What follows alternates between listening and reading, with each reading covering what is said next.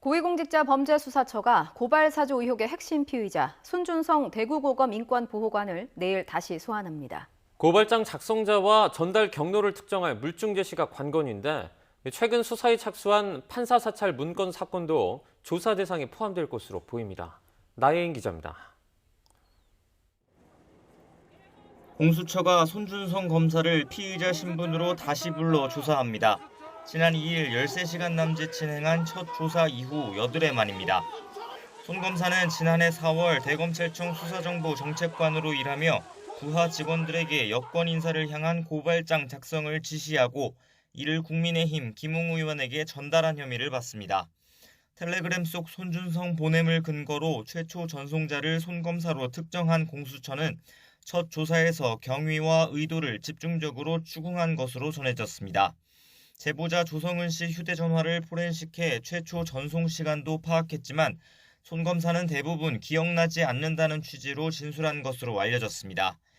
의혹의 핵심인 고발장 작성자와 김웅 의원까지 전달 경로를 특정하지 못해 누군가 민원성으로 보내온 걸 반송했을 수 있다는 논리도 못 넘은 것으로 파악됐습니다.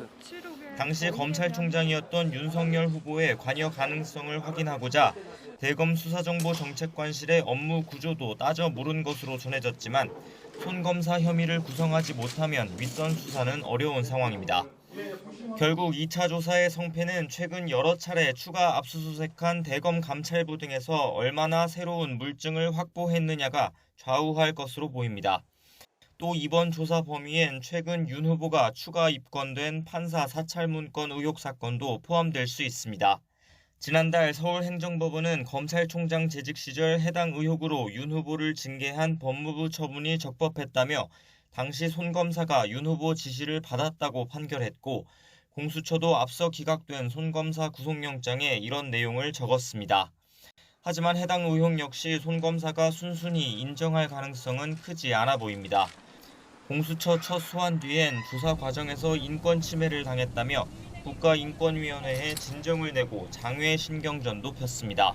공수처는 공식 입장을 내진 않았지만 내부적으론 불쾌한 기색도 엿보이는데 2차 조사 역시 치열한 공방이 오갈 것으로 전망됩니다. YTN 나혜인입니다.